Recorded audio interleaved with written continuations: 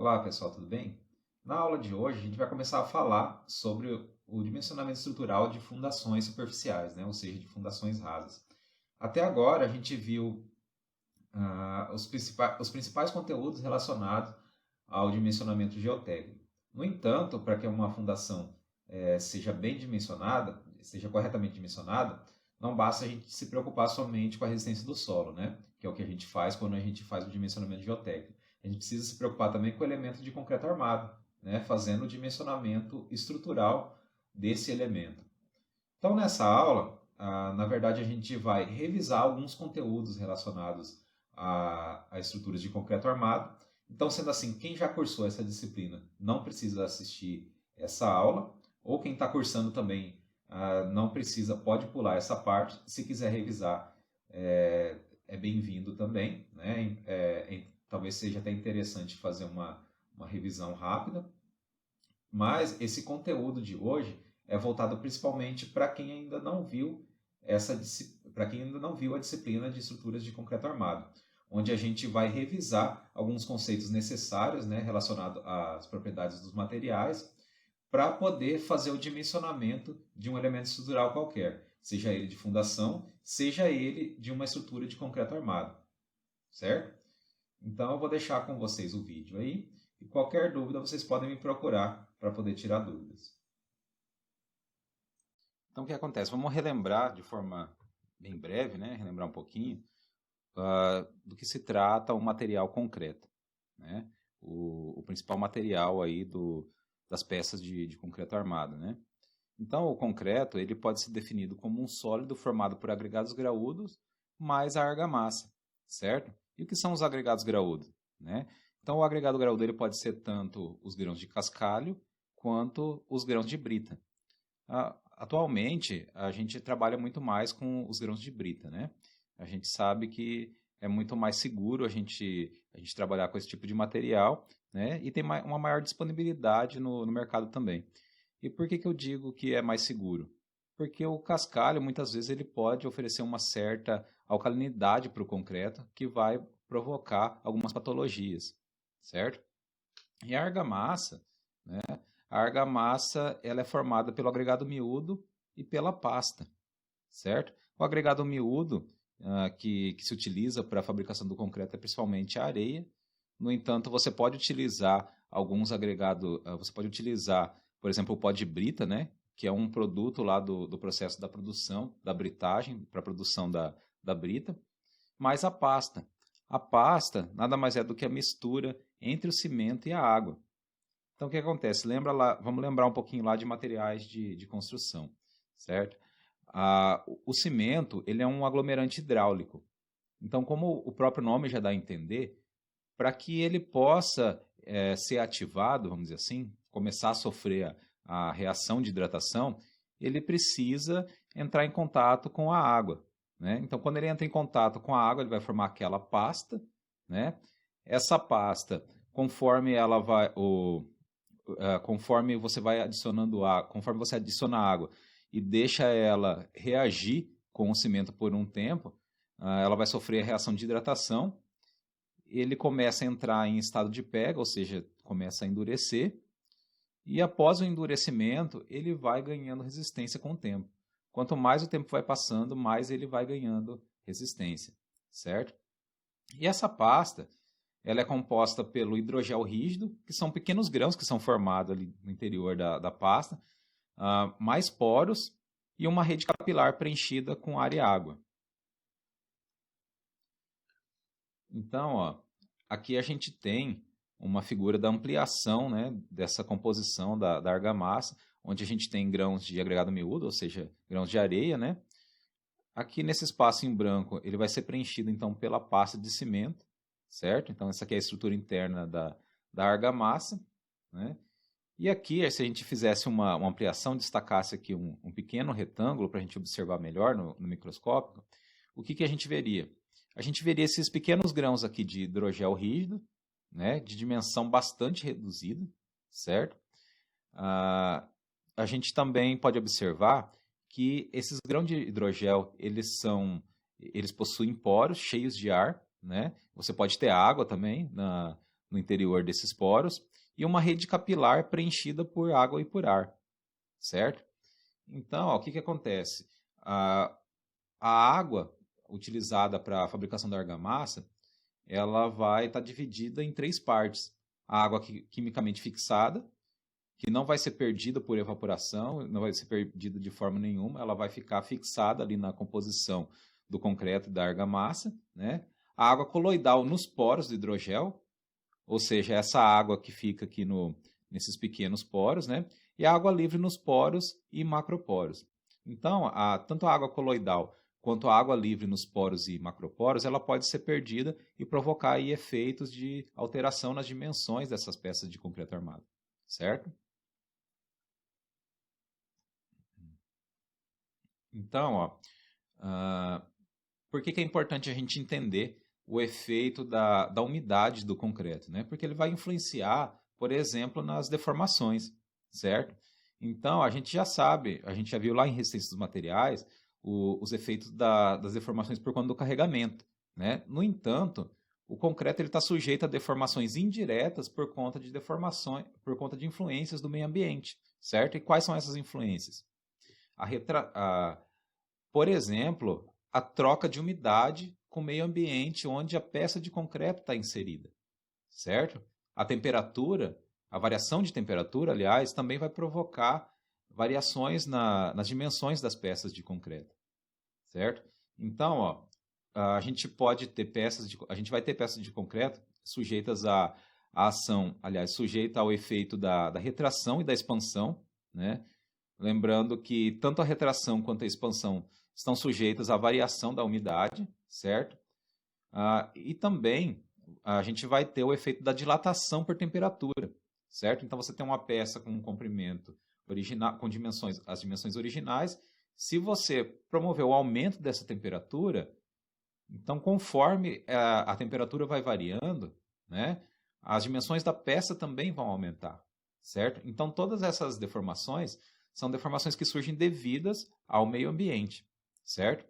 A gente tem também as deformações decorrentes da aplicação de tensões, né? Então imagina que a gente tenha uma barra onde nós vamos aplicar um esforço de tração, por exemplo, né? Esse seria o exemplo mais simples possível. Então você vai aplicar um esforço de tração, o que você vai fazer? A tendência é que ocorra o alongamento dessa peça, né?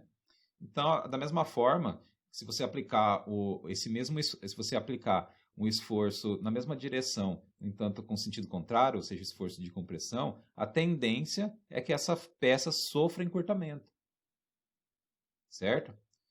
Pode acontecer também, né, em peças fletidas, aliás, vai acontecer em peças fletidas, por exemplo, o deslocamento vertical, certo? Você vai produzir uma curvatura por conta do carregamento aplicado. Então, essas deformações, elas não dependem do meio ambiente, mas sim, elas são decorrentes da aplicação de tensões. Então, você vai aplicar uma carga, essa carga vai produzir tensões, né? E essas tensões são associadas a deformações, que podem ser deformação de alongamento ou de encurtamento, certo? E a gente tem ainda, essas deformações, elas podem ser ainda elásticas, plásticas ou viscosas, né? Que são as deformações provocadas por tensões. Então vamos lembrar um pouco lá da lei de Hooke.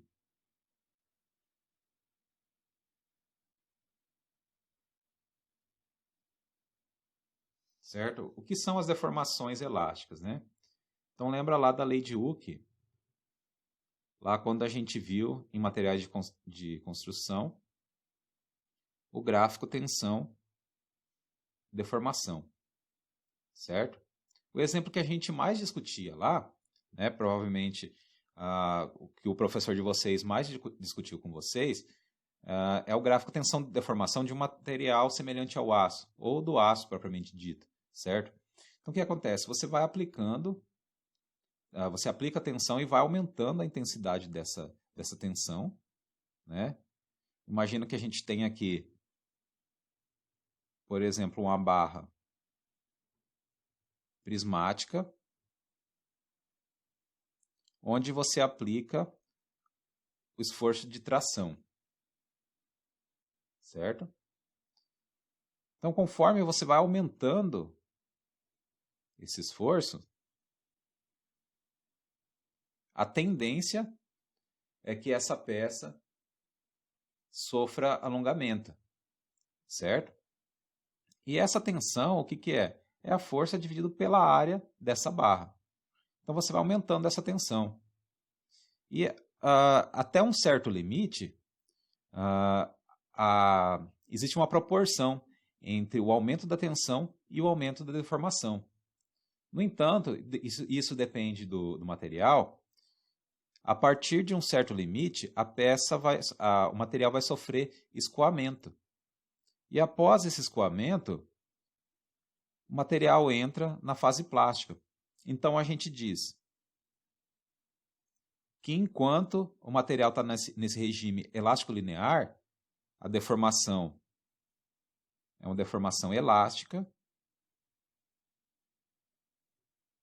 E após ultrapassar esse limite aqui, que é o ponto de escoamento,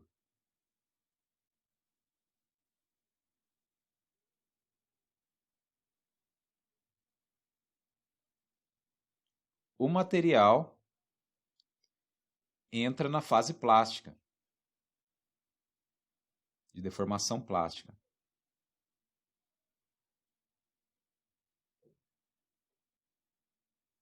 Certo?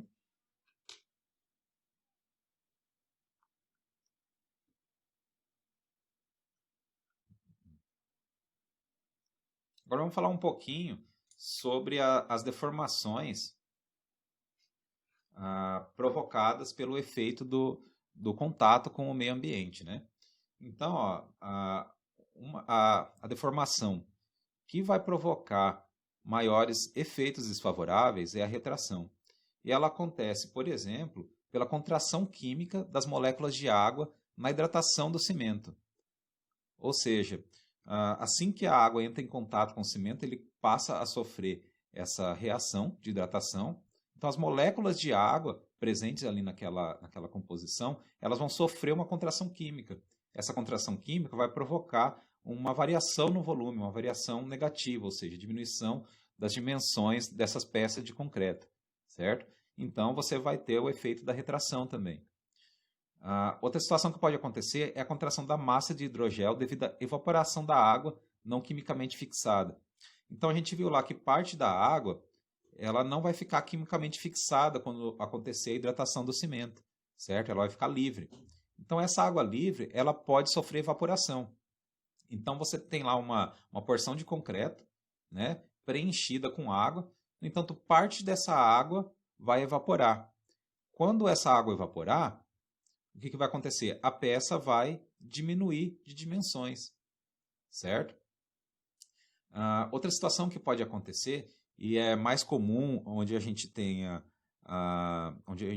um meio ambiente com uma intensidade maior de poluição, é a carbonatação dos produtos decorrentes da hidratação do cimento. O que seria a carbonatação? Nada mais é do que a reação do gás carbônico com os produtos de cimento, né? Por exemplo, a argamassa e o concreto. Então, o gás carbônico ele tende a reagir com o cimento de forma que ele se torna mais poroso. E quando ele fica mais poroso, né, principalmente se essa peça está submetida à compressão, ela vai sofrer encurtamento, né? É um tipo de retração também.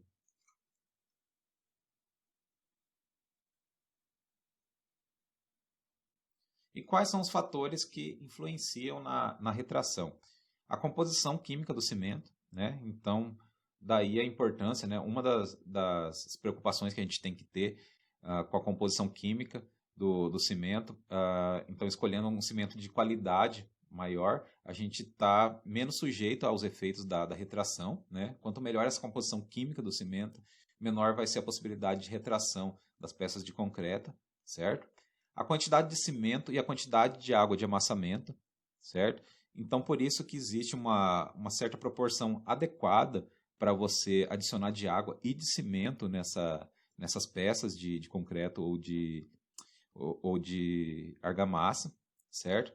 Então, o que acontece, por exemplo, com a água de amassamento, né? Você não pode colocar pouca água, uma quantidade de água inferior à necessária. Por quê? Porque o concreto não vai ser trabalhável.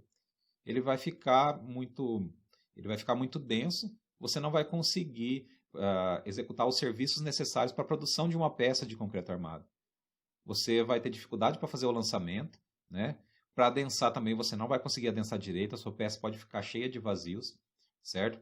Então você tem que colocar a quantidade de água que você tem que acrescentar é a mínima necessária para que o seu concreto se torne trabalhável para aquela função onde ele vai ser aplicado, certo? No entanto, quanto menor for a quantidade de água acrescentada, maior vai ser a qualidade do seu concreto após endurecido, certo? Por quê? Porque quando você acrescenta água ao concreto, né, essa água, por exemplo, ela tende a evaporar. Ela tende, aliás, a subir por capilaridade. E quando isso acontece, a água subindo por capilaridade, ela tende a carrear finos de cimento, provocando o aumento da porosidade dessa peça de concreto, diminuindo a resistência e aumentando a possibilidade de retração. A finura do cimento é outro fator que influencia muito também na possibilidade de retração, né? Então é interessante a gente trabalhar com um cimento com índice de finura, bastante elevado. Por quê? Porque quanto mais fino for o cimento, maior vai ser a qualidade dele, né? Melhor vai ser a resistência desse concreto e também menor é a possibilidade de retração. E por que isso acontece? Porque quanto mais fino for o cimento, maior vai ser a superfície específica desses grãos com o restante dos componentes do material concreto. A umidade relativa do ambiente também influencia na retração. Então imagine que você tem lá uma peça recém-concretada, no entanto ela está inserida num ambiente muito seco. O concreto ele vai tender a equilibrar a sua umidade com a umidade do meio ambiente. Então, se você tiver um ambiente muito seco, ele vai perder a umidade mais rápido. Aliás, vai perder uma quantidade de umidade maior e um tempo mais rápido, um tempo menor. Então, com isso, perdendo água, ele também vai sofrer retração, ou seja, ele vai ter a diminuição das suas dimensões. A idade do concreto também influencia, né? O concreto ele pode ficando mais poroso, ele vai ficar mais poroso com o tempo. Então, principalmente se ele estiver nas regiões submetidas à compressão, ele vai sofrer uma tendência à diminuição das dimensões. A quantidade de armação também influencia, né? Então, quando a gente trabalha com um dimensionamento de uma peça, a gente tem que observar 3 taxas de aço. Nós vamos fazer o dimensionamento da armadura para que essa peça tenha a resistência necessária, né? Então a gente sabe que uma peça de concreto armado, né, como por exemplo uma viga, ela vai estar sujeita a esforços de tração e de compressão, dependendo da região ali da seção transversal que a gente está analisando, certo? Então, o que vai acontecer? Vamos relembrar um pouquinho lá da resistência dos materiais. Imagina aqui que eu tenho uma viga biapoiada. Aí eu vou e construo uma parede sobre ela.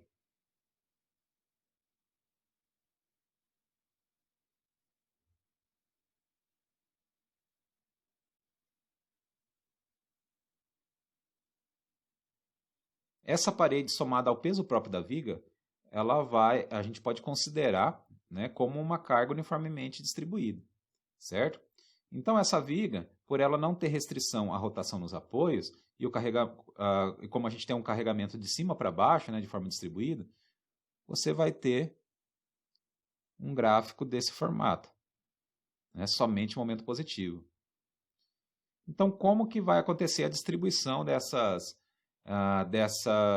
tensões ao longo da minha seção transversal? Vamos imaginar aqui uma seção retangular, né? A linha neutra. Então aqui na parte inferior eu tenho tensões de tração e na parte superior tensões de compressão, certo? Na parte onde eu tenho, na parte tracionada, na parte comprimida, o concreto ele vai ser capaz de resistir sozinho. No entanto, na parte tracionada, o que vai acontecer? O concreto ele possui uma resistência à tração muito baixa, certo? Então, o concreto ele resiste muito bem à compressão. No entanto, a tração, a gente estima que a resistência seja em torno de 10% da resistência à compressão. Então, imagina só, você tem um concreto usual, né? O C30, por exemplo, concreto de 30 MPa. Ele vai resistir em torno de 3 MPa na tração, ou seja, ele não serve para nada. Né? A gente nem considera no dimensionamento essa resistência do concreto à tração. Então, para suprir essa deficiência desse material, né, a gente acrescenta barras de aço.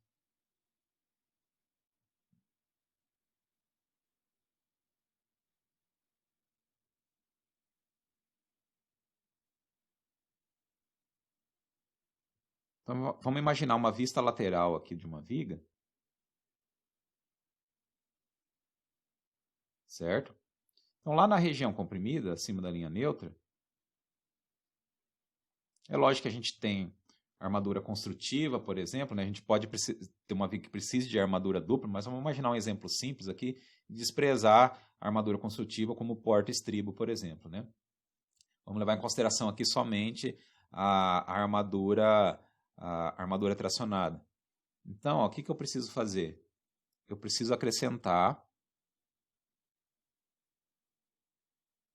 barras de aço para poder suprir essa necessidade que o concreto tem, né, que a viga tem de resistir aos esforços de tração, certo? Então eu vou fazer o dimensionamento, certo? Quando eu fizer o dimensionamento, eu vou obter uma área de aço. O AS, vou chamar aqui de AS calculado, certo? No entanto, não quer dizer que essa vai ser a área que eu vou considerar no meu detalhamento, ou seja, lá no meu projeto. Né? Eu tenho que comparar esse AS calculado com a armadura mínima e com a armadura máxima. A armadura mínima ela tem como função garantir a dutilidade dessa peça, certo? Muitas vezes o esforço é tão pequeno que a quantidade de aço é muito pequena, de barras de aço é muito pequena. No entanto, se essa quantidade de aço for menor do que a armadura mínima, eu aplico a armadura mínima, certo? Então, esse é outro valor que eu tenho que considerar. Eu tenho que observar também o valor da armadura máxima. Também é dado pela NBR 6118, certo? E por que eu tenho que levar em consideração a armadura máxima? Quanto mais aço eu colocar, não é melhor? Depende, né? Tudo tem um limite. Então, o que acontece? Se eu acrescentar uma quantidade de aço muito grande, o concreto, aquela peça de concreto armado naquela região, ela vai perder qualidade. Porque imagina que eu tenho uma peça aqui, ó, extremamente densa em armadura, certo? Onde eu tenho as armaduras muito juntas umas das outras aqui. Então, aqui nessa região, onde eu tenho uma grande quantidade de aço, o que vai acontecer?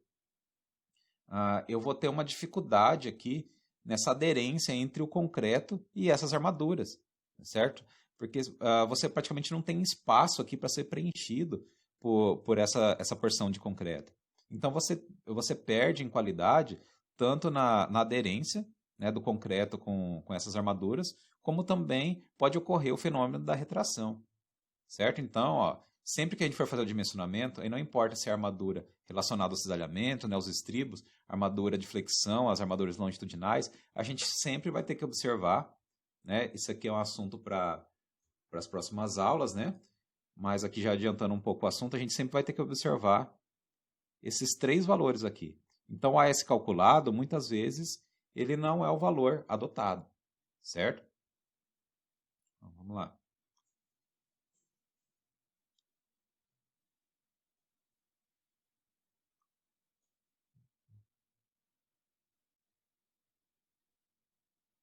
E quais são os fatores... Perdão.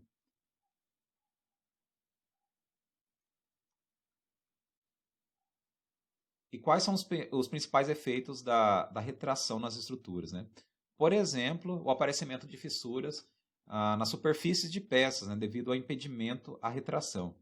O que seria isso? Vamos imaginar aqui, ó, um exemplo bastante comum, tá?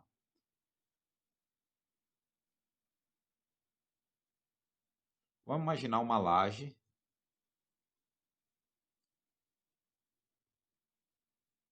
Uma laje de cobertura, para poder enfatizar o efeito da retração, né? Porque ela vai estar mais exposta aí ao ambiente.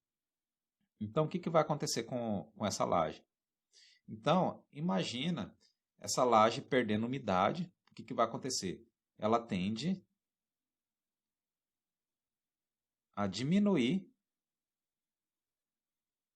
as suas dimensões nas duas direções. Certo?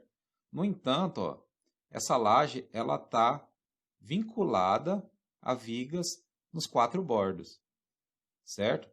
Então, se essa laje está puxando para cá, para dentro, né, tentando diminuir as suas dimensões, o que essas vigas que estão restringindo essa movimentação vão fazer? Elas vão oferecer um esforço contrário, né?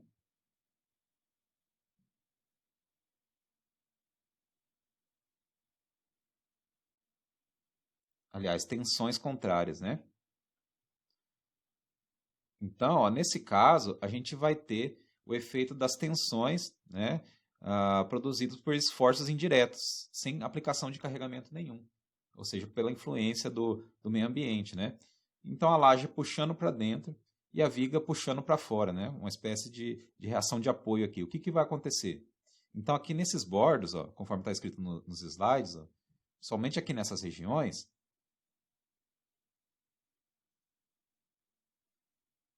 tendem a ocorrer fissuras, certo? Então, ó, esse é um efeito bem desagradável, né, produzido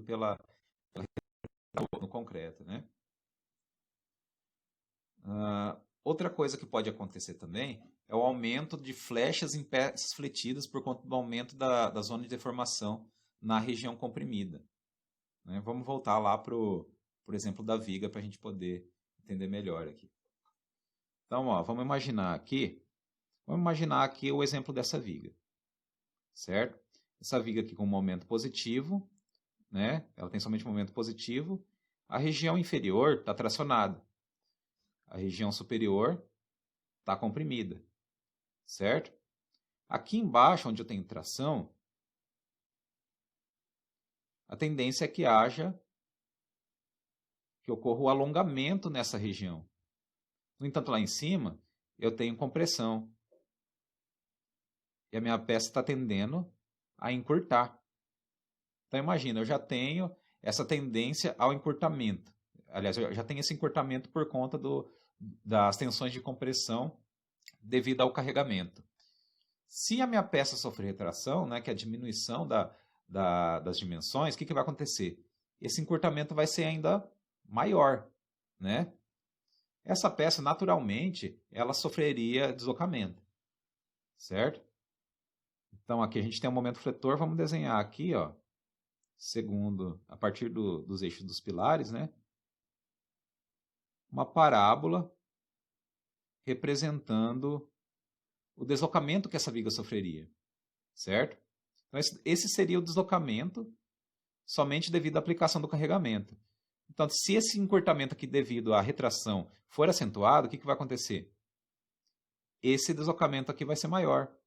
Então, por isso que a retração pode provocar o acréscimo das flechas, certo?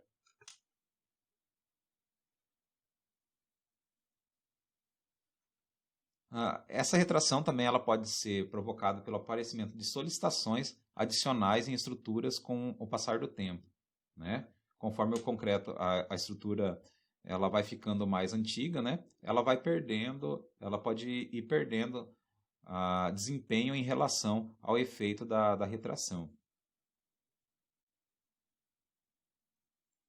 Agora, o que é importante a gente observar aqui, ó, nesse gráfico? Aqui a gente tem um gráfico que relaciona a variação nas dimensões, né, as deformações na peça de concreto com o tempo, né, em função da umidade. Então, aqui, ó, a gente tem o instante inicial, ou seja, a peça acabou de ser fabricada, né? E na parte de baixo aqui, ó, eu deixei ela exposta à umidade relativa do ar. É uma temperatura de 18 graus Celsius, é bem diferente aqui de Cuiabá, né? Com uma umidade relativa de 70%. Então, ó, conforme o tempo vai passando, o que vai acontecendo? Essa retração vai aumentando, ou seja, a peça vai retraindo, vai diminuindo de dimensões, certo? Ó, quanto mais o tempo vai passando, maior é essa retração, até que ela vai tendendo a se estabilizar, né? Conforme ela vai entrando em equilíbrio com a umidade relativa do ar.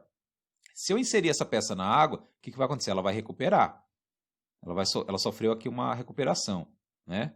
Depois eu tiro ela da água, vai sofrer retração novamente, certo? Aqui em cima, ó, a gente tem o efeito da expansão, ou seja, o aumento no volume da peça, né, nas dimensões, de modo geral, da peça, quando inserida em água. Então, observem aqui, ó, que o efeito da retração ele é muito mais intenso. O efeito da retração de uma peça submetida ao meio ambiente, né, é muito maior do que o efeito da peça, né, do que a expansão da peça quando submersa em água.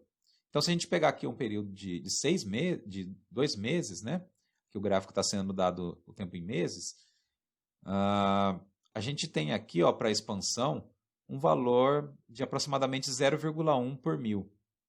No entanto, se essa peça estiver submetida ao meio ambiente, ela vai sofrer uma retração aqui, ó, aparentemente de 0,3, 0,35 por mil, né, muito maior do que o efeito dessa expansão, mesmo que essa peça esteja inserida, né, submersa em água. E essas deformações, elas podem ser imediatas ou lentas, né? Então, o que é a deformação imediata? Né? Vamos voltar lá para o exemplo da viga.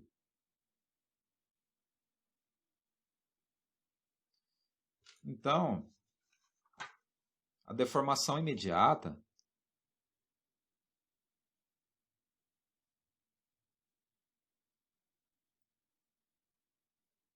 é aquela que acontece assim que o carregamento é aplicado.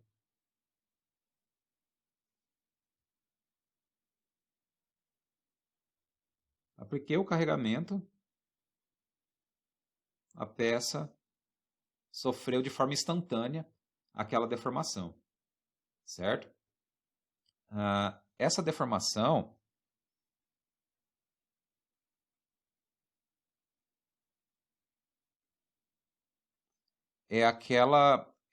essa deformação, ela está associada, né? Está associada, não é a mesma coisa, né? Lembrando que deformação não é a mesma coisa que deslocamento, mas ela está associada ao deslocamento, né, que a gente aprendeu a calcular lá em resistências materiais, quando a gente aprendeu a calcular a flecha máxima, né? Então lembra lá, para esse tipo de viga, qual seria a flecha máxima? Ou seja, o deslocamento máximo, né, que acontece aqui no meio do vão para essa configuração de viga. A flecha máxima seria igual a 5, onde que é o carregamento, L a quarta sobre 384 EI, certo? Então essa daqui, ó, esse deslocamento que a gente aprendeu a calcular é o deslocamento imediato. No entanto, uma peça de concreto, assim que você aplicar o carregamento, ela vai sofrer esse deslocamento aqui, certo? Mas vamos supor que você executou uma parede sobre essa viga, e essa viga se manteve assim para o resto da vida útil dela, ou seja, você nunca aumentou o carregamento dela. Ainda assim, esse deslocamento ele vai ser aumentado, né? A peça vai continuar a sofrendo acréscimo de deformação. E essa deformação que continua sendo, essa deformação que acontece, que acontece após a aplicação do carregamento, ou seja, para um carregamento constante, né, é a deformação lenta. Então, ó, você já tem um deslocamento inicial, esse deslocamento é aumentado com o passar do tempo, ele vai só aumentando, né? Então, esse deslocamento que acontece após a aplicação do carregamento e quando você mantém o carregamento constante, certo? Ele é chamado de fluência.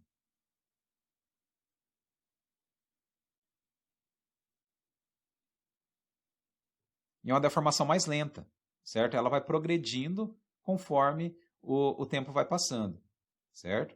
Ela vai progredindo com o passar do tempo. Então, quando eu estou projetando uma estrutura de concreto armado, eu tenho que me preocupar sim com esse deslocamento, mas não é somente esse deslocamento que eu tenho que levar em consideração.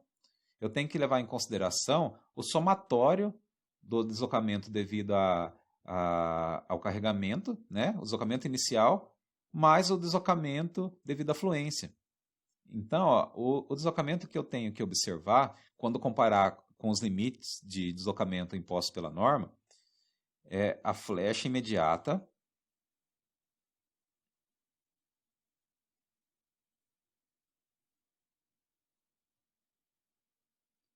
mais a flecha provocada pela fluência, né? Que é a flecha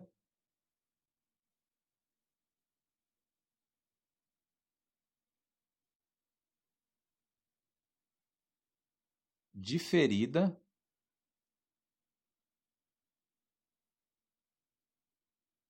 no tempo, certo?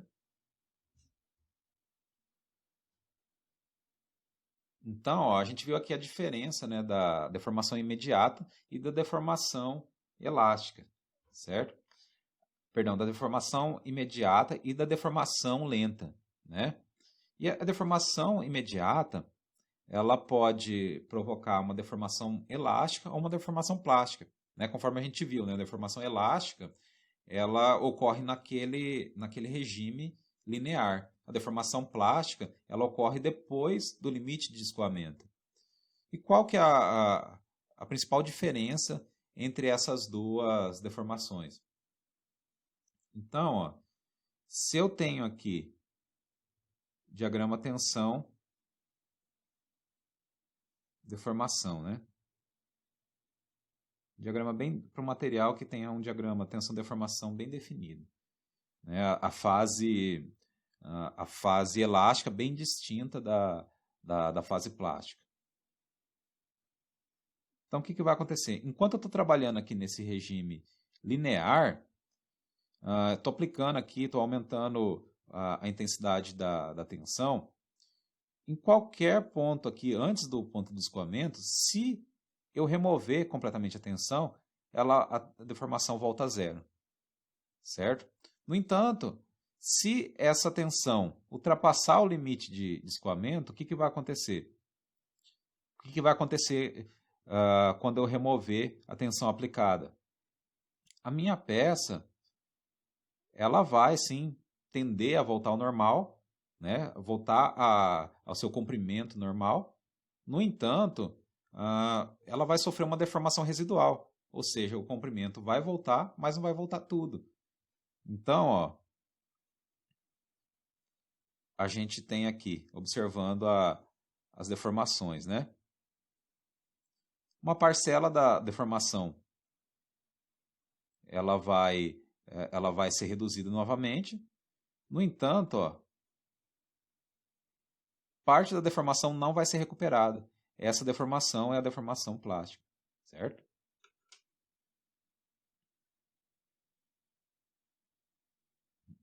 É o que a gente vê aqui nesse gráfico, ó. Então, ó, esse gráfico aqui ele não é tão bem definido, né? Ele não possui a fase plástica e a fase elástica bem definido, né? Bem bacana, porque a gente está falando do diagrama de tensão e deformação do concreto submetido à compressão. Então, nesse caso, ó, o que vai acontecer? A gente estima que a fase elástica do concreto ela acontece a mais ou menos, né? Isso vai variar, a 1/3 do valor da resistência, Então, ó, seria esse trechinho aqui. Então, nesse trecho, ó, se eu remover o carregamento, remover a tensão, ela volta ao normal, certo? No entanto, se eu continuar aumentando o valor da minha tensão, vou aumentando, né? Aí depois chego aqui nesse ponto, por exemplo, eu descarrego. O que vai acontecer aqui no descarregamento? Ela vai, né? Ela tem uma recuperação aqui, né? A recuperação elástica. No entanto, vai ser mantida uma deformação plástica, né? Uma deformação residual, uma deformação que fica irrecuperável. Então, ó, conforme a gente estava falando, ó, não existe uma definição muito precisa, né, quanto ao comportamento elástico do concreto submetido à compressão. A gente estima, né, que essa fase elástica ela acontece para valores entre 30% e 50% da resistência. Mas a gente pode observar aqui, ó, que a gente não tem aquela fase linear bem definida, né? A gente não tem aquela fase plástica bem distinta da fase elástica, como a gente tem, por exemplo, em um ensaio de uma peça de aço submetida à tração. A deformação plástica, então, né, ela pode ser percebida somente após o descarregamento, né? Então, ela vai acontecer devido à destruição interna, uma microfissuração uma microfissuração interna promovida por tensões, né? Devido a trações perpendiculares à tensão externa aplicada, certo?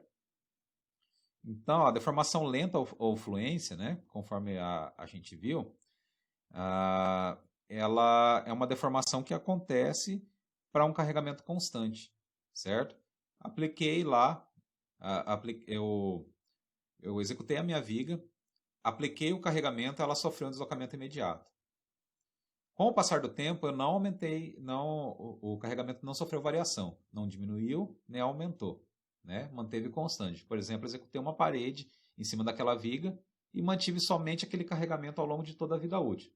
Entretanto, ainda assim, a peça vai continuar sofrendo deslocamento, né? Esse deslocamento vai aumentando com o passar do tempo. Então, essa deformação que continua ocorrendo mesmo após a aplicação do carregamento, né, é a deformação lenta, ou seja, a fluência do concreto. Então, aqui a gente tem um gráfico bastante interessante, né, da fluência do concreto submetido à compressão. Então, para a gente entender, a gente precisa observar esses dois gráficos aqui, ó, de forma simultânea, né? Então, aqui a gente tem um gráfico que relaciona a tensão com o tempo. Então, aqui para um instante t0, apliquei uma tensão e mantive esse valor constante até o tempo t, certo? É como se eu estivesse realizando um ensaio, por exemplo, né? Eu montei a minha viga, né, protótipo do ensaio, apliquei o carregamento e mantive lá. Mantive esse carregamento aplicado durante um certo tempo. Quando eu cheguei nesse instante t, eu removi completamente o carregamento, então a tensão voltou a zero, certo? Sigma aqui passou a ser zero novamente. E o que está acontecendo aqui em relação às deformações? Ó? Percebam que quando eu apliquei a tensão, de forma proporcional também aumentou aqui a minha deformação, certo? Aqui no instante t0, eu apliquei a tensão, aumentei até o valor que eu apliquei, né, o valor máximo aplicado. Então, ó, conforme eu fui aumentando também a deformação. No entanto, para esse espaço de tempo aqui, entre t0 e t, ó, aqui também entre t0 e t, eu mantive a tensão constante. Mas mesmo a tensão permanecendo constante, ó, o que aconteceu com a deformação? Ela foi aumentando, né? Então, essa daqui, ó, é deformação devido à fluência do concreto. Aqui no instante t, o que aconteceu? Eu removi completamente a tensão. Então, quando eu removi, ela teve uma recuperação imediata, só que ela não recuperou tudo, né? A parte da deformação ainda permaneceu acontecendo, né? Então, depois de algum tempo, ela continua recuperando, né, uma deformação retardada, né? Entretanto, parte dessa deformação não recuperou mais, uma deformação irrecuperável, certo? Ou seja, uma deformação plástica. Agora vamos falar um pouco sobre as resistências e rigidezes do concreto, né, que são propriedades extremamente importantes para a elaboração de um projeto, por exemplo, né? Então, a resistência, a principal propriedade do concreto é a resistência à compressão simples, né? Até porque o concreto ele trabalha predominantemente a compressão, né? E através da resistência à compressão a gente pode estimar as outras propriedades, né? Então, ó, aqui uma definição de resistência, né? Tirada lá da apostila do professor Santinho, né? Ela diz que a resistência é a tensão máxima que, ao ser aplicada em corpos de prova, isentos de defeitos, promove o aparecimento de fenômenos particulares de comportamento que não podem ser tolerados em elementos estruturais executados com material. E esses fenômenos de comportamento podem ser a ruptura ou a deformação excessiva, né? Então, muita gente pensa que a peça atingiu o seu limite de resistência quando ela rompeu. Porém, a função de uma peça, além de oferecer segurança, é também, por exemplo, trabalhar dentro de certos limites de deformação. Então, se essa peça oferecer uma deformação excessiva, de forma que ela não possa mais ser utilizada, a gente também entende que ela atingiu o seu limite de resistência, certo? Então, ó, como que a gente encontra essa resistência à compressão simples, né? Vamos continuar revisando um pouco aqui os conteúdos de materiais de construção, né?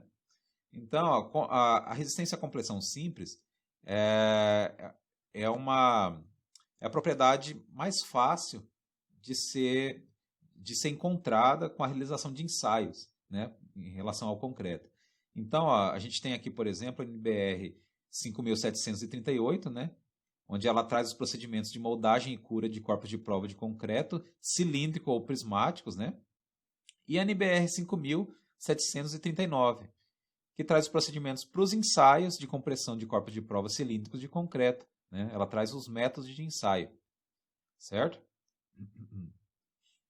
E o que vai influenciar na resistência à compressão simples do concreto? A proporção, por exemplo, entre os agregados e o tamanho dos agregados. O que acontece? Imagina que eu tenho escolho uma certa quantidade de brita para fabricar o meu concreto para poder fazer o ensaio. No entanto, essa brita ela não é muito bem graduada. Ou seja, existe uma variação muito grande entre os diâmetros dos grãos de agregado graúdo, principalmente, né? Se isso acontecer, o que vai acontecer? Eu não vou ter uma perfeita adesão entre os grãos e a argamassa, por exemplo, né? Então, com isso, o concreto ele começa a perder em resistência, né? Outra coisa que pode acontecer, por exemplo, é o formato desses grãos influenciar na resistência do concreto. Então, por exemplo, se eu fizer um concreto com seixo rolado, né, eu vou ter uma facilidade maior durante a execução, né, porque o concreto ele vai se tornar mais fluido, porque os grãos são mais fáceis, né, de serem trabalhados. No entanto, existe uma possibilidade de ruptura entre a matriz de argamassa e a superfície desse grão de seixo rolado, porque ela possui uma superfície mais lisa, né, que oferece menos aderência, né? A quantidade de cimento utilizado na mistura, né, quanto mais cimento colocar, maior vai ser a resistência do concreto, né? E de forma inversa, né, a quantidade de água utilizada na mistura, né, o fator água-cimento. Então, quanto menos água eu colocar na minha mistura de concreto ou de argamassa, maior vai ser a resistência do meu concreto ou argamassa, né? E esse concreto, ele vai ter uma tendência ao aumento da resistência com o passar do tempo. É o fenômeno da maturação do material, né? A resistência que a gente leva em consideração no projeto é a resistência do concreto aos 28 dias de idade, né? Entretanto, mesmo após os 28 dias, o concreto ele vai continuar ganhando resistência, certo? Essa reação de hidratação do cimento, ela continua acontecendo com o passar do tempo. Então, ó, como que a gente vai executar esses ensaios de corpos de prova, né? A gente vai moldar esses corpos de prova, atendendo pelo menos o tamanho mínimo de lote, né? Esses corpos de prova são cilíndricos. Então, eu vou separar esses corpos, eu vou fazer a ruptura desses corpos de prova, calcular a tensão que provocou a ruptura desses corpos de prova, certo? Separar esses corpos de prova em pares, né, que a gente chama de exemplares. Para cada um desses exemplares, a gente adota o maior valor, né? Então, esses vão ser os valores que a gente vai trabalhar para a gente poder encontrar o valor da resistência representativa desse lote. Só que o que acontece? Eu vou ter uma série de valores diferentes, né? Cada corpo de prova, cada exemplar vai romper com uma resistência diferente, certo? Então, ó, a gente precisa calcular os valores representativos desse lote. Então, a gente pode calcular, por exemplo, o desvio padrão, a variância e os coeficientes de variação, né? O próprio FCK estimado, que é a resistência representativa do lote, ela também leva em consideração fatores estatísticos, né? Para a gente chegar num fator representativo, né?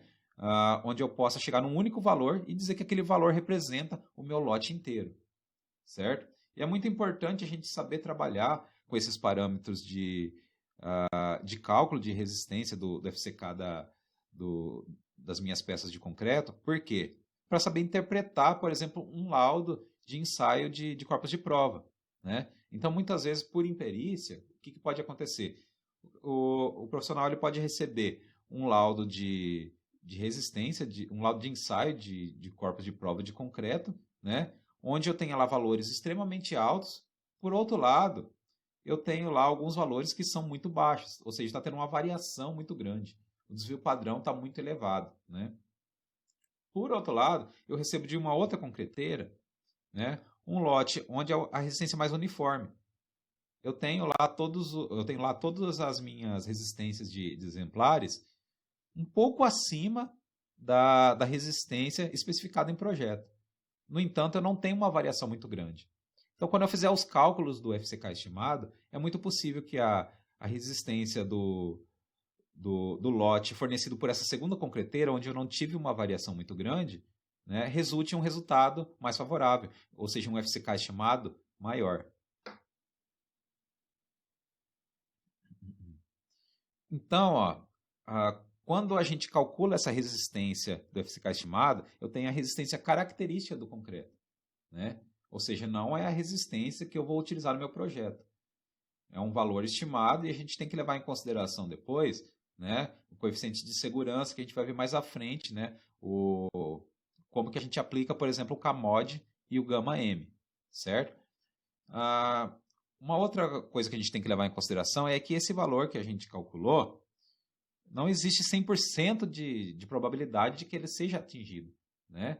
Então, ó, quando a gente recebe o relatório desse ensaio, a gente tem uma variabilidade muito grande, né? Então, a gente considera, né, que a resistência do concreto, a resistência real do concreto, ela tem 95%, quando a gente calcula o FCK estimado, né, ela tem 95% de probabilidade de ser atingida, certo? Então, a gente tem um certo grau de incerteza, mas a gente tem coeficientes justamente para poder ajustar essas incertezas quando a gente trabalha no dimensionamento de uma peça ou de uma estrutura de concreto armado, né?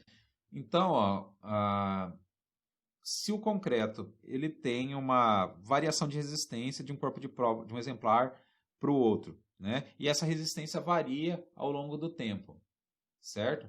Qual é o valor que eu vou levar em consideração para comparar com o valor descrito no projeto, certo? Então, ó, conforme a gente viu, o valor que a gente vai comparar, né, em relação ao lote de concreto vai ser o FCK estimado, que a gente vai calcular conforme os padrões, conforme as equações estabelecidas pela norma. Aí vai depender do tamanho da minha amostra, eu posso escolher entre um conjunto de equações e outro, certo? Já que a resistência do concreto também varia em função do tempo, certo? Então a gente precisa padronizar qual vai ser a data que eu vou levar em consideração, a idade que eu vou levar em consideração, para poder dizer, para poder comparar aquele valor de resistência com o valor de resistência estabelecido no projeto, certo? Então, a resistência especificada no projeto está associada à resistência dos corpos de prova de concreto aos 28 dias de idade, certo? Entretanto, como a gente viu, existe uma série de variáveis que vão influenciar e que vão provocar uma variação dessa resistência, certo? Existe um certo grau de incerteza relacionado à resistência do concreto, certo? Então, o que acontece? Você pode ter problemas associados ao material, né, o material concreto, que vai provocar um grau de incerteza em relação ao valor real, né? Por exemplo, a própria variabilidade entre os valores apresentados pelos corpos de prova, pelos exemplares de corpos de prova, né? Outra coisa que a gente tem que levar em consideração, por exemplo, entre as diversas coisas que influenciam nessa incerteza relacionada ao material, é a execução. Então é muito diferente eu analisar um concreto produzido em laboratório, em condições ideais, tanto de produção quanto de cura, né? Já que esses corpos de prova vão ser submersos em água, né? E comparar com a resistência de um concreto lá de uma estrutura real. Então, essa estrutura, muitas vezes, a cura vai estar comprometida, ela vai estar submetida aos efeitos do meio ambiente, então a tendência é que essa resistência seja menor, né? Então, por conta dessas incertezas, o que a gente faz? O valor que a gente considera não é o valor calculado lá da resistência do lote, certo? Não é o FCK característico. Então, essa resistência do lote é o FCK característico. No entanto, a resistência que a gente vai adotar é o FCD, que é a resistência do concreto, né, de projeto. Esse D aqui é de design, projeto em inglês, né? E o FCD ele é dado por FCK, né, a resistência característica do lote, dividido por gama C. O valor de gama C ele vai depender de algumas condições que a gente vai ver mais à frente, né? Mas normalmente a gente acaba adotando um valor igual a 1,4. Então, diferente daquilo que a gente viu lá em resistência dos materiais, né, onde a tensão admissível era a resistência característica dividido por um coeficiente de segurança, aqui a gente também vai fazer isso. A gente vai dividir a resistência característica por um coeficiente de segurança, no entanto, sempre a gente vai trabalhar com valores menores do que aqueles que a gente via lá em resistência dos materiais, porque nem todas as incertezas relacionadas ao projeto são consideradas aqui nesse gama C. Aqui no gama C, né, que é o gama M do concreto, né, a gente vai ver nas próximas aulas aí o que é o gama M, ele está levando em consideração somente as incertezas relacionadas ao material. As incertezas relacionadas às ações, a gente vai computar através do gama F, certo? Mas isso é um assunto também para as próximas aulas, né? Então, os concretos utilizados em estruturas são classificados como, por exemplo, C9, C12, C15, C18, C21, C24, né? Quando a gente fala de fundações, a resistência mínima para uma peça de fundação é 20 MPa, então eu tenho que trabalhar pelo menos com C20. E quando eu falo de resistência de concreto para uma peça de concreto armado, eu tenho que trabalhar pelo menos com C25, ou seja, a resistência mínima para uma peça de concreto de uma estrutura de concreto armado é 25 MPa.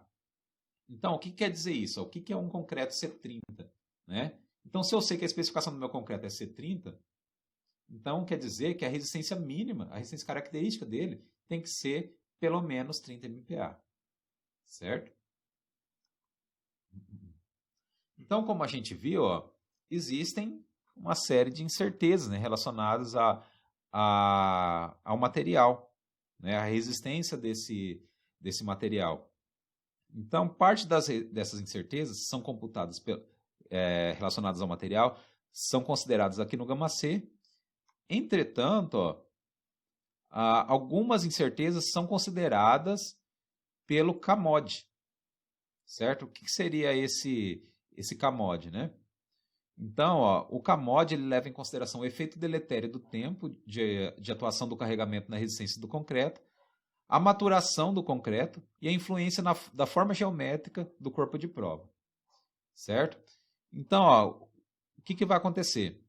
O que seria esse efeito deletério do tempo devido à atuação do carregamento, né? Então, a gente viu que o carregamento, mesmo quando mantido constante, ele tende a provocar um aumento nas deformações, né? essas deformações elas podem prejudicar a resistência do concreto, né? Então eu tenho aí, ó, uma diminuição da resistência devido ao tempo de atuação do carregamento. Então ela está diminuindo. Então, ó, esse efeito aqui é considerado pelo CAMOD 1. Então, ó, a gente considera que, como a gente está multiplicando por um valor menor do que 1, né, que está havendo uma diminuição da resistência. Por outro lado, como a gente viu, o concreto ele continua ganhando resistência com o tempo, desde que vai depender muito das condições que esse concreto está inserido, né, do ambiente em que esse concreto está inserido, certo? Ou seja, é o efeito da maturação do concreto. Então, aqui eu tenho um acréscimo no valor da resistência. Então, estou multiplicando aqui por um valor maior do que 1, né, um acréscimo de 20%. O corpo de prova, a forma geométrica do corpo de prova também influencia, certo? Então, existem, conforme eu falei para vocês, existem diferenças nas condições da peça ensaiada, do corpo de prova ensaiado, para a peça executada, né? Então, por conta dessa incerteza negativa, vamos dizer assim, né, que tende a ser negativa, eu tenho aqui a consideração do CAMOD 3, né, onde o CAMOD 3 é igual a 0,95. Então, o CAMOD total ele é igual ao produto entre CAMOD 1, CAMOD 2 e CAMOD 3. Certo? Então, vou multiplicar aqui, 0,75 por 1,2 por 0,95. Certo? Vou obter aqui o valor de 0,85.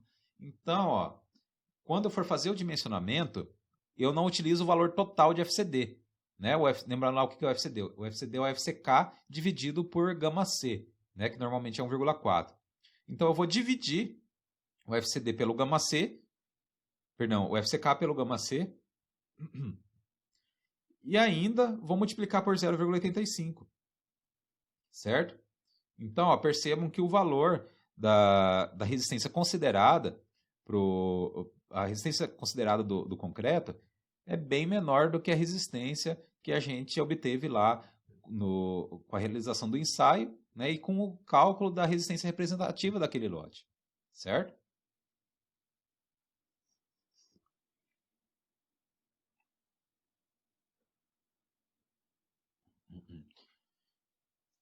Então, se por um lado o concreto ele tende a perder resistência por conta do efeito deletério do tempo, a maturação do concreto é o efeito inverso, né? Então, o concreto ele tende também, devido à maturação, ele tende a ganhar resistência. Então pode ficar um pouco confuso, né? Então existe o efeito deletério do tempo, que faz com que o concreto perca resistência. E a maturação do concreto faz o concreto ganhar resistência ao longo do tempo. Então, afinal de contas, o concreto ele vai ganhar ou vai perder resistência com o passar do tempo? Vai depender muito do saldo, né? Então, existe um fenômeno que está fazendo o concreto ganhar resistência com o passar do tempo. Por outro lado, outro fenômeno está fazendo com que o concreto perca resistência. Então, por exemplo, se o efeito da maturação do concreto for maior do que o efeito deletério do tempo, o concreto vai ter uma resistência maior com o passar do tempo. Se acontecer o inverso, o concreto vai ter uma diminuição da sua resistência com o passar do tempo. Certo? Então, a gente pode observar aqui nessa tabela, né, comparando aqui a resistência com a resistência do concreto aos 28 dias, quais são os percentuais de resistência que a gente obtém com o passar do tempo, né? Então, aos 3 dias de idade, estima-se que o concreto aqui vamos observar aqui a coluna, a linha onde a gente tem o CP3 e o CP4, né? Concreto feito com CP3 e CP4, a gente tem aqui, aos 3 dias, em torno de 46% da resistência do concreto aos 28 dias. Aos 14 dias, ele já quase atingiu a resistência dos 28, né? Ele já está com 85%. E com o passar do tempo, ele vai só aumentando. Até que aqui, como está sendo mostrado na tabela, aos 120 dias, o concreto já possui uma resistência 36% maior do que ele tinha lá aos 28 dias. Isso aqui para o caso do CP3 e do CP4, certo?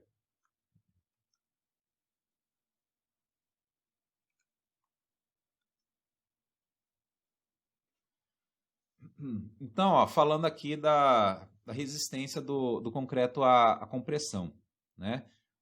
Conforme a gente falou, ele não tem, o ensaio de, perdão, o diagrama tensão-deformação do concreto à compressão não possui nenhum trecho linear, né? No entanto, eu preciso conhecer o módulo de elasticidade do concreto para alguns procedimentos de cálculo, por exemplo, né? Eu preciso saber, eu preciso conhecer, por exemplo, o módulo de elasticidade tangente ou o módulo de elasticidade secante, certo? Eu posso fazer ensaios para tentar obter de forma direta os valores desses módulos de elasticidade. Entretanto, né, esses ensaios são de execução muito complicada. Então, o que é mais comum a gente fazer é executar o ensaio do concreto à compressão e, através dos valores obtidos nesse ensaio, a gente vai calcular o valor da resistência, o valor do módulo de elasticidade tanto secante quanto tangente. Então, por exemplo, aqui, o módulo de elasticidade tangente, ele pode ser estimado como sendo igual a 5.600 raiz quadrada de FCK. E o módulo de elasticidade secante, ele pode ser estimado como 4.700 raiz quadrada de FCK, certo? Lembrando que aqui a gente vai adotar o FCK com unidade em MPa. Então aqui a gente tem a distribuição da tensão e deformação do concreto, né, no encurtamento, ou seja, na compressão. Então aqui a gente tem essa função, né, que descreve o formato dessa curva. Então aqui em E eu tenho a deformação naquele ponto que eu estou considerando. O E0 é a deformação inicial. E o σc máximo é essa tensão aqui associada a essa mudança da minha curva, né? Quando ela quando ela atinge o que a gente considera como ponto de escoamento do concreto, certo? Então, a gente entende que a tensão associada ao escoamento do concreto é igual a 0,2 por mil, né? Aqui, na verdade, é 0,2%, né? 2 por mil. E a tensão associada, a deformação associada à ruptura é igual a 3,5 por mil, certo? Mas percebam aqui que a gente não tem um diagrama tensão-deformação com fases tão distintas quanto a gente tem, como, por exemplo, quando a gente executa um ensaio de tração de uma peça prismática de aço, a tração, certo? Então, a gente comentou lá atrás, né, que existe um ensaio para obtenção direta dos valores dos módulos de elasticidade do concreto, né? E como que esse ensaio é executado? Esse ensaio ele é executado com aplicação de ciclos, certo? O que eu vou fazer? Eu vou ensaiar corpos de prova prismáticos de concreto, certo? Então, esse ensaio ele relaciona a tensão com o tempo. Então, eu venho já conhecendo a resistência característica do meu lote e aplico uma tensão igual a 30% do valor da tensão resistente do FCK do meu lote. Perdão. Eu aplico essa tensão, chego nesse valor de tensão, mantenho ela constante por 60 segundos, descarrego até 0,5 MPa. Mantenho constante por 60 segundos, certo? E aplico novamente, aumento novamente a tensão até alcançar o valor de 30% o FCK do meu lote. Então, com a execução desse ensaio, eu obtenho os parâmetros necessários para poder calcular o módulo de elasticidade de forma direta. Mas esse ensaio ele é muito difícil, é muito mais complicado de ser executado do que um ensaio de ruptura simples de concreto, por exemplo, né? Por isso que a gente acaba utilizando aqueles parâmetros de estimativa de valores de módulo de elasticidade.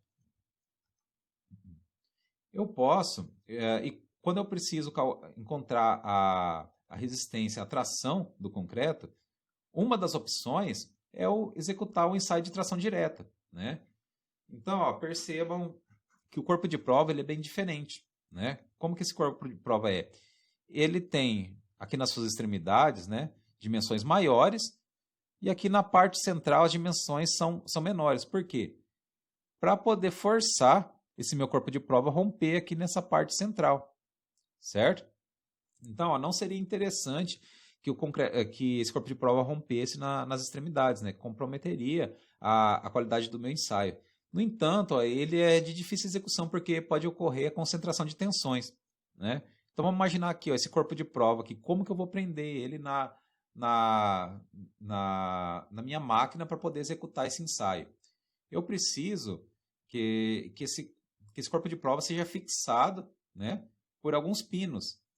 Então, para poder fazer essa fixação, eu preciso fazer ali eu preciso fazer alguns furos nessa peça de concreto, certo? Nesse corpo de prova de concreto.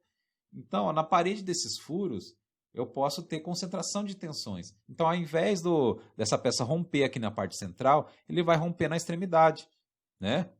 E ele vai romper em uma seção que não é uniforme, onde eu não consigo calcular os valores de tensão encontrado, né? Então, aqui ó, tem uma seção mais uniforme, né? Eu consigo calcular de forma bem fácil quais são os valores de tensão, né? Porque o que a gente obtém lá na execução do ensaio não é o valor direto da tensão, eu obtenho o valor da força.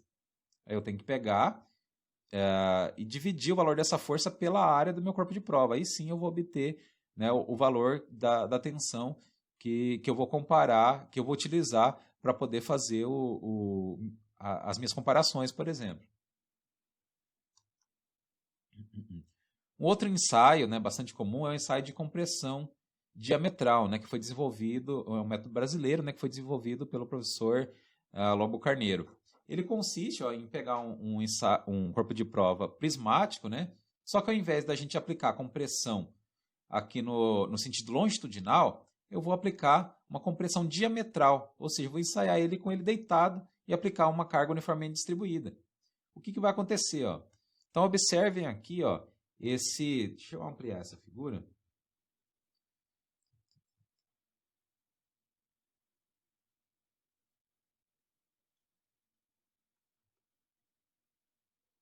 Então, observem aqui, ó, um elemento aqui submetido a um estado plano de tensões. O que vai acontecer?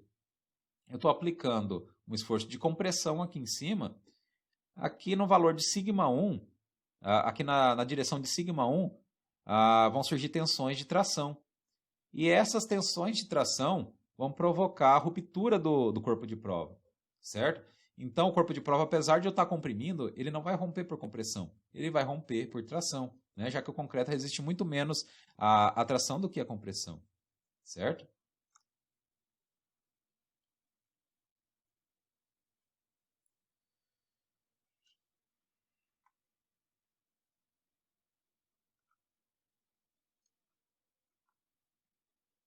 Uma outra forma direta, né, de obter esse valor de resistência à tração é através da flexão de um prisma.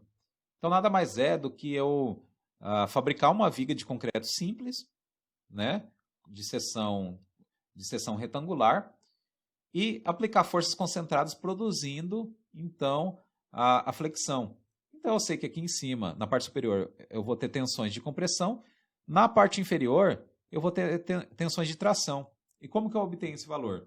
Eu obtenho esse valor através lá daquela equação velha conhecida nossa, né, da resistência dos materiais, onde eu tenho que sigma, ou seja, a tensão normal, é igual ao momento. O momento eu consigo calcular de forma bem fácil, conheço a carga aplicada e conheço os pontos de aplicação e a extensão da peça, né, vezes I, que é a distância do CG até o ponto onde eu quero calcular a tensão, sobre o momento de inércia, certo?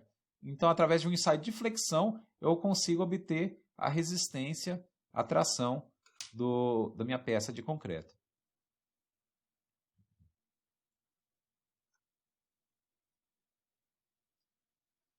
Por outro lado, ó, conforme a gente viu, os ensaios de tração do concreto são bem mais complexos do que os ensaios de compressão. Então, por isso, também é bastante comum a gente executar os ensaios de compressão, né, calcular o valor do FCK daquele lote, né, e através desse valor, estimar o valor da resistência à tração através de equações. né? E essa equação, ó, da resistência do concreto à tração, a resistência de projeto do concreto à tração, é igual a 0,15 vezes FCK elevado a 2/3. E trabalhando com FCK em MPa.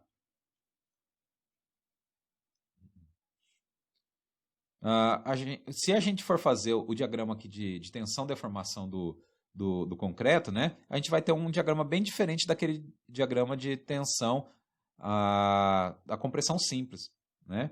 Então aqui, ó, observem que os valores de deformação, o valor de deformação na ruptura é extremamente baixo, né? Então, ó, eu tenho um regime aqui que é sempre linear, né? No entanto, ele muda aqui de direção, né? Quando ele atinge 0,9 o FCTK, que é a resistência característica do concreto à tração, certo? E para uma deformação extremamente baixa, o concreto já entra em ruptura, né? Então, ó, o mais comum é, ao invés da gente executar esses ensaios, tanto o ensaio do módulo de elasticidade quanto o ensaio de tração do concreto, na verdade é muito mais fácil, é muito mais comum a gente realizar o ensaio do concreto à compressão e calcular os valores do módulo de elasticidade e o valor da resistência do concreto à tração. E quanto ao cisalhamento, né? Diferente daquilo que a gente vê lá em resistência dos materiais, para os materiais que a gente estuda lá, né? A ruptura do concreto ao cisalhamento se dá de uma forma um pouco diferente daquela, certo? A ruptura ideal, né, seria essa daqui, onde a gente tem o deslizamento de uma seção em relação à outra. Entretanto, o concreto, na verdade, ó, ele vai romper por compressão, certo? Então, eu tenho aqui a aplicação da carga, né? Tem o concreto apoiado, essa peça de concreto apoiada nas extremidades. Então, ó, vão surgir tensões de compressão, né? Na direção aqui que vai do ponto de aplicação da carga para os apoios, e o concreto, na verdade, ele vai romper por tensões de compressão ao invés de tensões de cisalhamento. Agora vamos falar um pouquinho sobre os aços utilizados para armaduras, né? Então, quando eu trabalho com aços para armaduras de concreto, eu tenho bases laminadas, lisas ou corrugadas, fios, malhas soldadas, né? São telas soldadas que a gente utiliza para execução de calçadas, para execução de lajes, por exemplo, na armadura de redistribuição de tensões de laje, né? E são caracterizados pela bitola.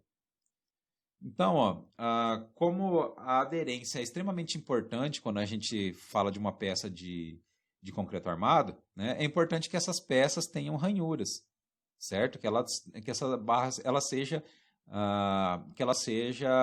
não seja muito lisa, né? E tem alguns critérios que a gente tem que atender para que a gente considere que essa barra está adequada para poder trabalhar em uma peça de concreto armado, né? Então, ó, quais são esses critérios para que a gente possa considerar que essa barra ela possa ser considerada como uma barra de alta aderência, né? Então, ó, eu preciso observar 5 parâmetros, né, para poder classificar se minha barra é uma barra de alta aderência ou se ela é uma barra lisa. Nada me impede de utilizar uma barra lisa. Entretanto, ó, esse coeficiente NB, ele vai ser igual a 1. Se eu trabalhar com uma barra de alta aderência, que é o mais comum, o NB vai ser igual a 1,5, certo? Mas para eu poder considerar o NB como igual a 1,5, eu tenho que atender esses requisitos, né? Como, por exemplo, o primeiro deles. O eixo das nervuras transversais ou cristas devem formar com a direção do eixo da barra um ângulo maior ou igual a 45 graus. O que seria isso? Então, eu tenho essas cristas aqui nas barras de alta aderência, né? Então, ó, se eu passar um eixo aqui por essa... se eu levar em consideração aqui o eixo aqui dessa crista, né? E comparar com essa ranhura longitudinal, né? Esse ângulo aqui tem que ser maior ou igual a 45 graus, certo? Então, esse é o primeiro requisito que tem que ser atendido. Segundo, devem ter duas nervuras longitudinais contínuas, diametralmente opostas, exceto no caso em que as nervuras transversais estejam dispostas de modo a evitar a rotação da barra do concreto. Então, ele está falando aqui dessas nervuras longitudinais, né? A função dessa nervura longitudinal é para restringir essa rotação da barra em torno do seu próprio eixo, né? Melhorando assim a aderência entre a barra de aço e o concreto. A altura média das cristas ou a profundidade média das moças deve ser maior ou igual a 4% do diâmetro nominal, né? Ele está se referindo a essa altura aqui, ó. Essa altura da crista tem que ser maior ou igual a 4% do diâmetro da minha barra, diâmetro nominal da minha barra, né? Já que não é um diâmetro regular, um formato regular, perdão. O espaço médio medido ao longo da mesma geratriz das nervuras transversais das cristas ou moças devem estar entre 50% e 80% do diâmetro nominal. A gente está falando disso daqui, ó. A distância entre essas cristas, né, tem que estar em torno de 50% a 80% do diâmetro nominal, certo? E as saliências devem abranger pelo menos 85% do perímetro nominal da seção transversal. A gente está falando disso daqui, ó. Essas cristas, elas não são uniformes, ó. Elas saem aqui do zero, vão aumentando aqui até morrer no zero, vamos dizer assim, né? Aqui junto à nervura longitudinal. Então, elas têm que abranger pelo menos 85% do perímetro. Então, desde que essas 5 características sejam atendidas, eu posso considerar que a minha barra ela tem uma barra de alta aderência e posso considerar o NB como sendo igual a 1,5. E qual a importância disso? O NB, né, ele vai ser considerado quando eu estiver trabalhando com o cálculo da ancoragem das minhas armaduras, certo? Então, ó, a gente tem aqui, né, diversos tipos de peças de aço que a gente utiliza em peças de concreto armado, né? A gente tem os fios, né, que são vendidos em bobinas ou feixes. A gente tem as malhas, né, que são vendidas em bobinas ou tabletes, né? A gente tem os diâmetros comerciais aqui, que começam com diâmetro para barras, né?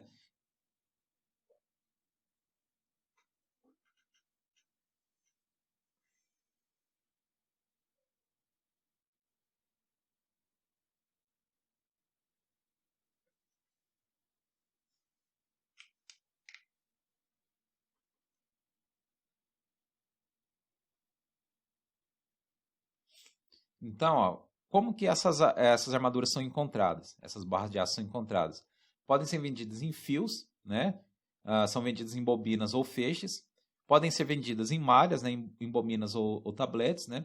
As barras que possuem diâmetro nominal superior a 5 milímetros são obtidas por laminação a quente, com ou sem encruamento a frio, né? Relativo lá ao processo produtivo na siderúrgica, né?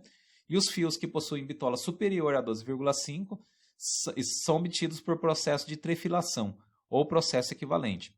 Quando a gente fala de barras, né, a gente tem aqui esses diâmetros comerciais, e quando a gente fala de fios, a gente tem aqui esses diâmetros, né?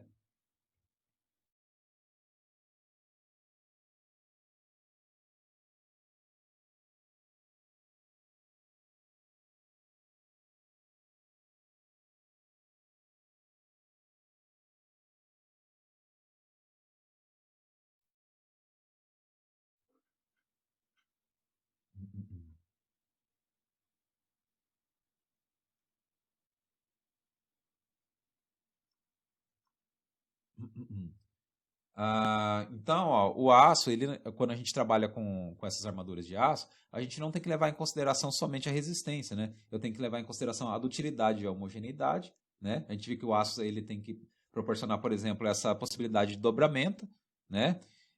Ele tem que oferecer uma certa soldabilidade, né? Então, apesar de não ser comum a gente soldar vergalhões, né? Quando eu precisar fazer essa solda por uma questão construtiva, por exemplo, essa solda não pode ser muito quebradiça, né?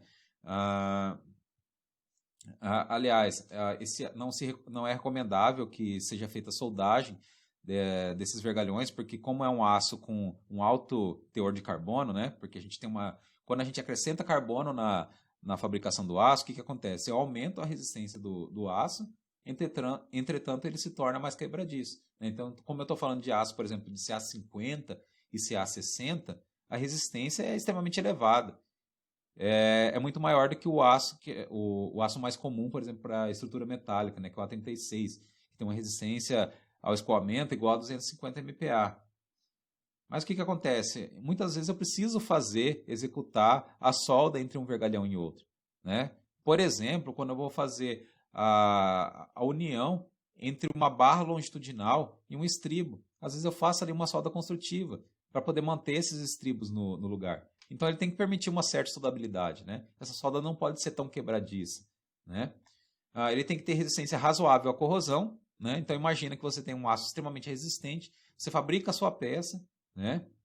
Então muitas vezes por cobrimento inadequado ou por uma porosidade que ocorra na minha peça de concreto, o meu aço ele tem uma corrosão acentuada. O que vai acontecer?